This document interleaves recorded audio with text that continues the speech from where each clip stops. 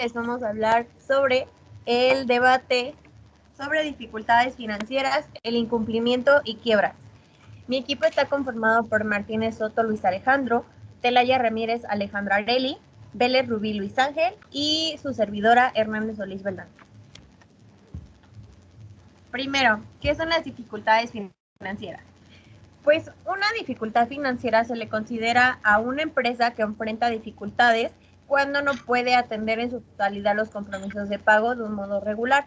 En este caso, los compromisos de pago suelen ser de origen operativo, en este caso, un ejemplo, los proveedores, el personal, impuestos, o bien pueden ser un origen financiero, en este caso, los servicios de los préstamos.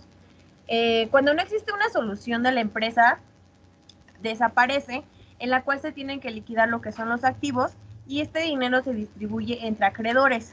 Desde una perspectiva de los acreedores, lo más importante es anticipar la posibilidad de que la empresa tenga que enfrentar lo que es una dificultad financiera, ya que este diagnóstico se realiza mediante indicadores contables y el análisis del flujo de fondos esperado.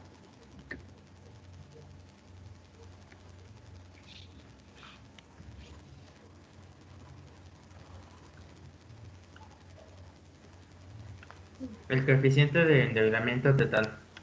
Este coeficiente permite analizar el rendimiento patrimonial de modo congruente con el rendimiento de los recursos operativos que utiliza la empresa. Esto es, sin embargo, que desde la perspectiva de un acreedor es importante considerar también el endeudamiento total. Y la fórmula será del endeudamiento o el coeficiente de endeudamiento total es A1 más 1 entre el endeudamiento neto y este proporcionará el coeficiente. El pasivo total de medida de los compromisos de pago de la empresa. Esto se refiere a las dificultades financieras que pueden anticiparse en función de cómo evoluciona el pasivo total y no solo el pasivo financiero. El coeficiente de endeudamiento total mide la proporción relativa del activo que está financiada con pasivo y capital propio. La fórmula, como la pueden ver, es la del pasivo de patrimonio, que este es igual a pasivo entre activo, y esto se dividirá entre 1 menos pasivo entre activo. Esto se divide en las dos cantidades, y aquí ofrecerá el patrimonio del pasivo. La otra fórmula es la de pasivo entre activo, y esto es igual a pasivo entre patrimonio, que se dividirá en la siguiente fórmula, que es 1 más pasivo entre patrimonio se divide entre los dos, y aquí ofrecerá el pasivo activo. Siguiente, por favor.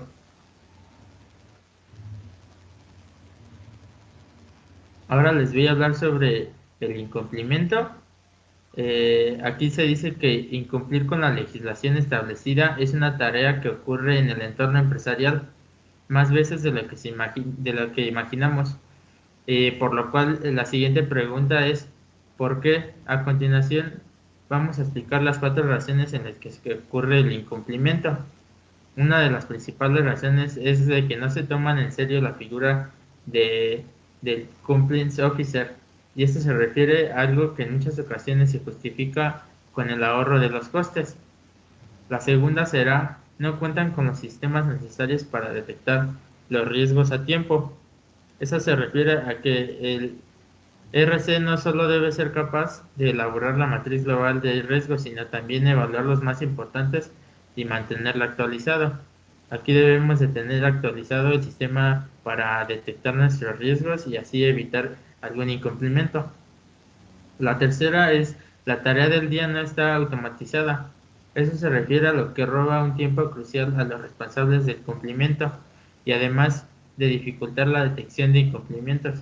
Eso se refiere a que tenemos que estar día a día con nuestras tareas, sin dejarlas atrás. La cuarta sería comunicación dificultosa entre los responsables de la empresa y el RC, que esto es fundamental, no perder de vista el cumplimiento en cosa de todos. Puede que el RC sea el responsable de difundir la cultura ética, pero es obligación de todos fomentarlos. Siempre tenemos que tener una buena comunicación entre todos los responsables de la empresa para evitar algún incumplimiento. Siguiente, por favor.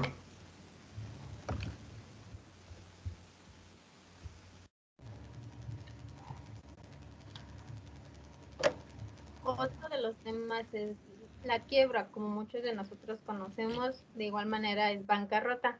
Es cuando una situación jurídica, en este caso sería una empresa o persona, se declara en bancarrota, que esto quiere decir que es incapaz de cumplir con sus obligaciones financieras por carecer de los recursos económicos, prácticamente dinero, para poder como tal solventarlos.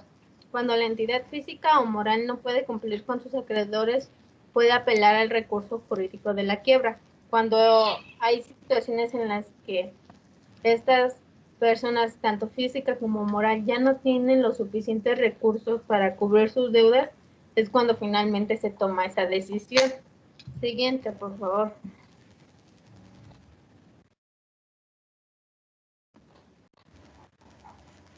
Aquí en este caso es lo que es el fallido emprende un juicio en el que se examina cuidadosamente su situación, el saber en qué fueron las causas que lo llevaron en bancarrota, y prácticamente se estudian cuidadosamente y se determina si realmente es incapaz de cubrir sus deudas, porque muchas de las empresas se quieren prácticamente ser llamadas como tal en bancarrota, cuando en la realidad es otra, sino que ellas sí tienen los recursos, pero para evitar ciertos pagos o simplemente los impuestos, pues ellos se declaran de esa manera.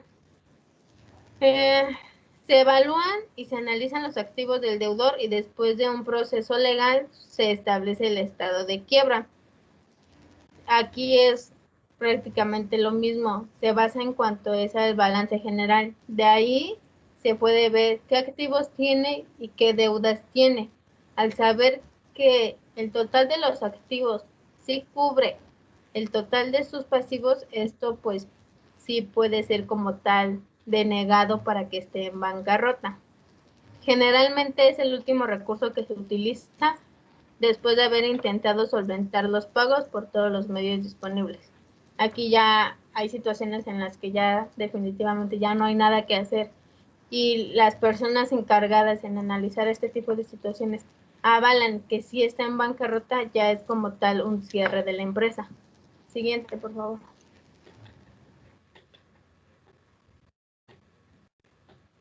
Bueno, ¿cómo sucede?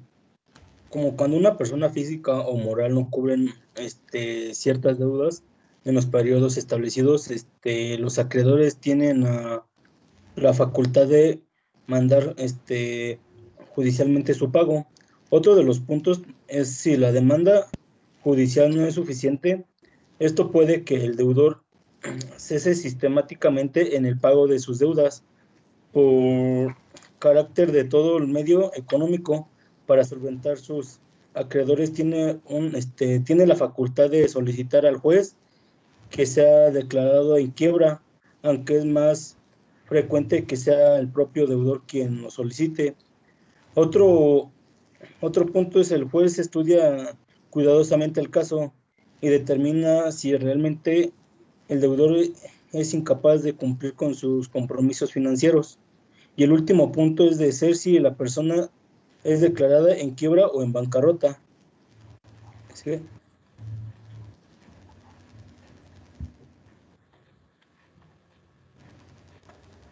Bueno, como conclusión, las dificultades financieras no se toman las decisiones de decir estoy en quiebra o en un estado de ideal. Bueno, esto también, muchas de las veces luego cuando si te declaras en quiebra o en bancarrota, a lo mejor lo haces pensando en que para poder evitar muchos gastos, pero es lo contrario, tienes que pagar más de lo que te imaginas porque son multas y muchas cosas de las que te vienen encima. Ese es un recurso legal aplicando solo como la última instancia cuando se demuestra que en realidad no hay manera de solventar las deudas. Bueno, esto es todo. Gracias.